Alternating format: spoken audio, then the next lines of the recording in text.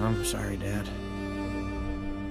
I'm not the chief that you wanted me to be. I'm not the peacekeeper I thought I was. I don't know. I was so afraid of becoming my dad. Mostly because I thought I never could. How do you become someone that great, that brave, that selfless?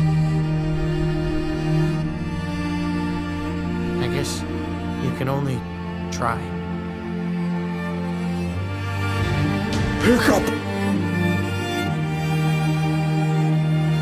Dad! Dad!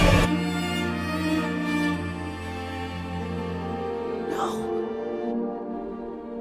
May the Valkyries welcome you and lead you through Odin's great battlefield.